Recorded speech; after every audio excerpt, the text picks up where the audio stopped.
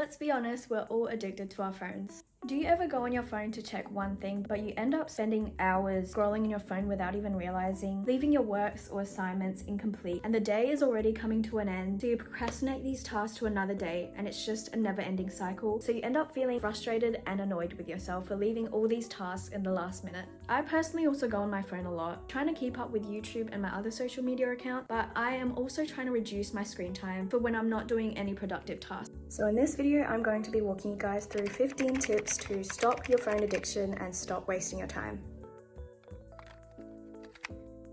The first tip I have is to understand why you're going on your phone in the first place.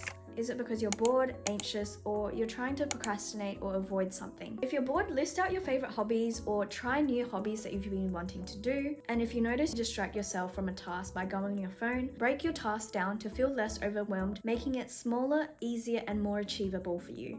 I'm going to quickly show you guys the steps I take to break down my larger tasks to make them less overwhelming. So for example, if I want to clean my room, usually I would start with writing down the materials or supplies I'll need to clean my room. From there, I'll list the tasks required to clean my room, including declutter, organizing, and cleaning, and then break those 3 tasks down even further. If you're anxious or you just want to shut down your thoughts and just go on social media to distract yourself, try wellness activities such as meditation, a simple stretch, or go on a walk outside to your local cafe or just the nearest park. My second tip is to make your phone physically less accessible.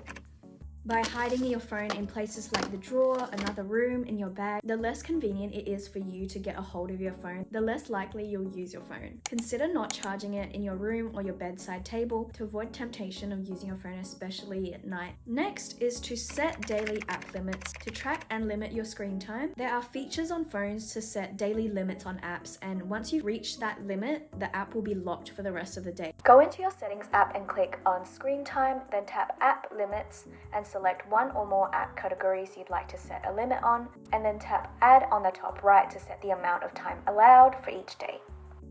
Instead of mindlessly scrolling and not knowing that hours have passed, this lock feature restricts and reminds you of how long you've been on social media. Next is to change your way of communication. My main communication with my family and friends is through iMessages, because when you text people, for example on Instagram, their profile picture still has that story circle. So when you click on it, you're going to check everyone else's and then you're going to check your explore page. But iMessage does not have any of those features. You just send that text, check your messages, and you're done with that app. Just to clarify, I'm not saying you need to cut off your friends who use Snapchat or Instagram as a main way of communication. Instead, it's about finding a balance. Consider moving those important conversations over to iMessage or another basic messaging app like WhatsApp, because those social media platforms are designed to keep you hooked, and by separating your serious conversations from the distractions, you'll take better control of your own time. My next tip is kind of similar to my first one, and that is to discover new interests instead of having your phone as your main hobby. Replace that time spent on social media working towards a new hobby or a project. For example, journaling or pursuing a hobby that requires you to stay engaged. For example, sign up to a Pilates class, go with a friend, or sign up for free trial classes that have cancellation fees so that you're forced to kind of go, or else you will have to pay the cancellation fee. Next is something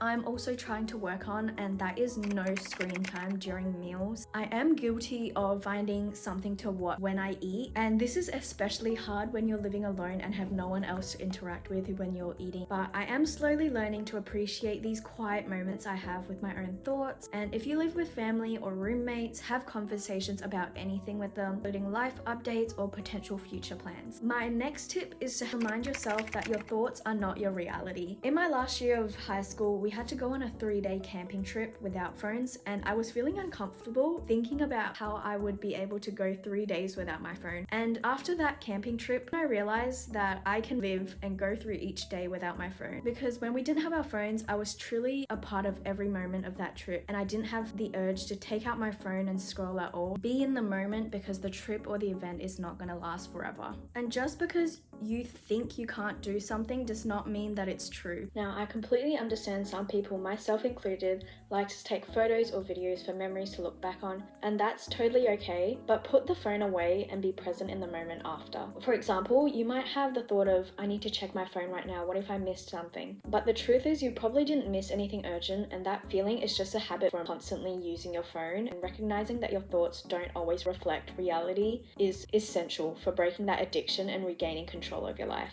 Embrace every moment and you might discover a much more fulfilling experience than you expected. Next is to realize those physiological signs before it's too late. These include your eye strain or the nauseating feeling you have when you are on your phone for too long. Acknowledge how your body responds to prolonged phone usage and notice early signs of discomfort so you can reduce your screen time earlier. Give your eyes a break and remember to look at something far away out a window to give your eye muscles a break to relax and recover. My next tip is to engage in creative therapy, such as painting, coloring. If you need inspiration, set time for yourself to complete the research for certain art techniques or collect inspiration. Print it out for your own reference. During your creative session, you can refer to these printed inspirations to help avoid aimless scrolling. My next tip is in regards to social connections. I know a lot of people use social media nowadays to stay connected and form new social connections, and don't get me wrong, social media has been an amazing way to meet new people and form new connections with people who have the same interests as you, living in the same city. But especially with your close friends, or if you've started to build this friendship, try to build it offline. Meet up with them for coffee, dinner, go on walk, or integrate social connections into your daily life. For example, go to the grocery store together because you both need to do grocery shopping every week. Because conversations can go for so long, especially online. Or if you and your friend both have the same assignment to complete, but you're both getting distracted from texting each other, meet up together in a library and complete these assignments together.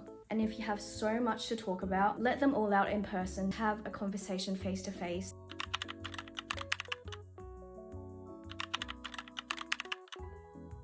Next is your alarm. I know a lot of us have an alarm set for our phones, and personally for me, I am able to just click stop and get on with my morning routine, but I know a lot of people who aren't able to do that and continue to click snooze or going on their phone straight after you wake up. And my tip is to just use a traditional alarm. My tip, if you have to reach out for your phone first thing in the morning to check all your social media platforms and your messages and your emails, establish a morning routine that doesn't involve your screen. So drink a cup of water first, do your skincare, because you might have received some bad news. That just ruins your entire mood for the rest of the day. If you start with something enjoyable like drinking a cup of matcha and journal, that starts your day off on a positive note. Next is to be in control. Be in control of your life, and this is all about your mindset. Minimize your distractions to allow yourself to concentrate on things that actually matter. Unsubscribe and declutter your email, certain group chat, and unfollow accounts that do not add value or joy into your life. Next is to read. Now, I know you probably hear read a book so often, but this is a very important tip. Find a book about something you're interested in. So many books about everything, including a story, teaches you a new skill, or something about lifestyle, whatever you're interested in. Aim to read 5 or 10 pages a day and see where that takes you.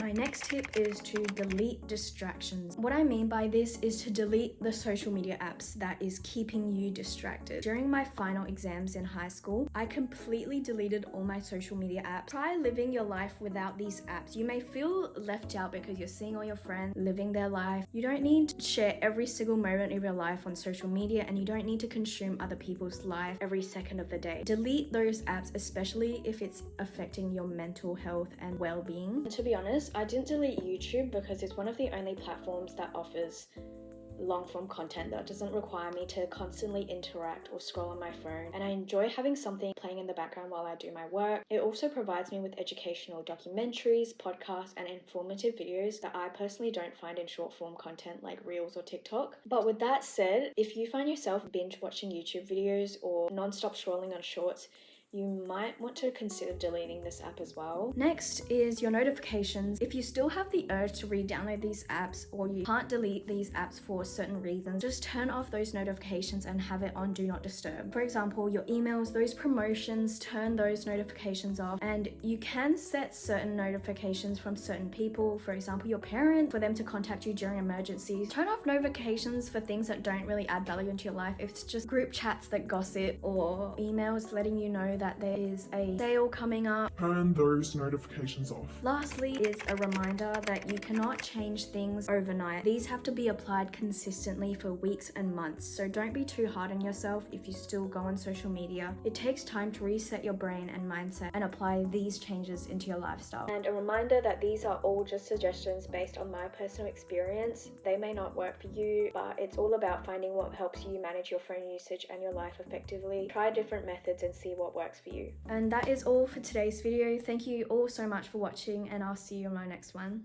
Bye.